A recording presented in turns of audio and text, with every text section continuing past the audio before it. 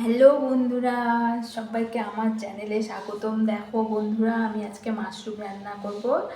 দেখো সেই রেসিপি তোমাদের সঙ্গে শেয়ার করব। তো তোমরা সবাই আমার সঙ্গে থাকো বন্ধুরা। এই খাসির তেল নিয়ে নিয়েছি আর দেখাচ্ছি আমি তোমাদেরকে। আমি মশলাগুলো এখানে রসুন নিয়ে নিয়েছি, তারপরে পেঁয়াজ নিয়ে নিয়েছি, আর হচ্ছে আদা লঙ্কা নিয়ে নিয়েছি।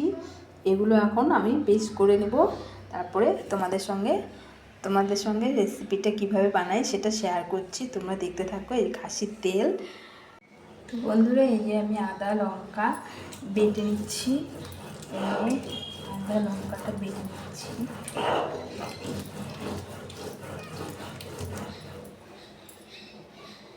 তো বন্ধুরা, এই যে এটা হচ্ছে পেঁয়াজ বাটা, এটা হচ্ছে রসুন বাটা, এটা হচ্ছে লঙ্কা বাটা, এটা হচ্ছে জিরা বাটা। তো আমি সব রেডি করে নিয়েছি সব। তো বন্ধুরা, আমি এই খাসির তেলের সঙ্গে সব মশলাগুলো মিক্সড করে নিলাম।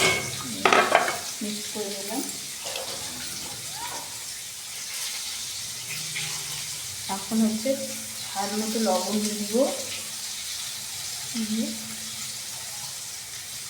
স্বাদ মতো লবণ দিয়ে দিলাম।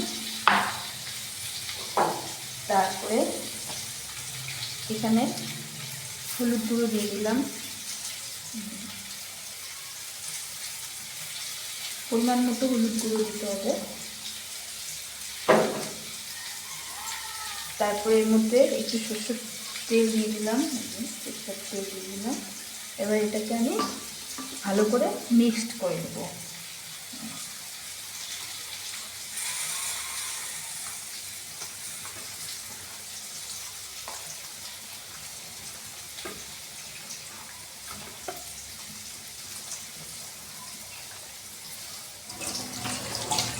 তো বন্ধুরা, আমার মিক্সড করা হয়ে গেছে। কড়াইতে এখন আমি তেল দিয়ে দিব। তেল দিয়ে দিলাম। এবার তেলটা একটু গরম হবে।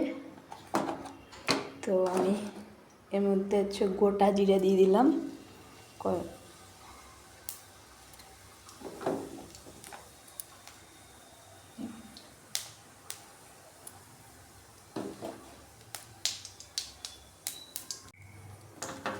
তারপরে পেঁয়াজ, তারপরে এর মধ্যে একটু টমেটো কুচানো দিয়ে দিলাম। টমেটো।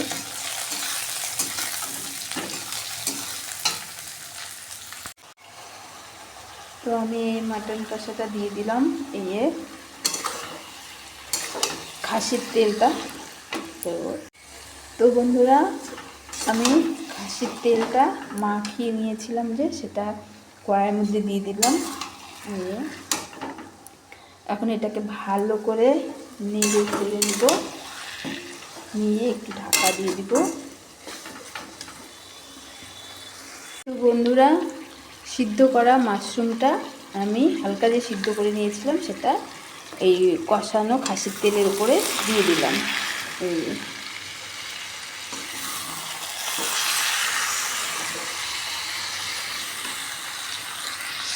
এখন ভালো করে নেড়ে চেড়ে। তো বন্ধুরা, আমার মাশরুম রেডি। তো তোমাদের সঙ্গে শেয়ার করছি, দেখো। তো বন্ধুরা, এই আমার রেসিপি রেডি হয়ে গেছে।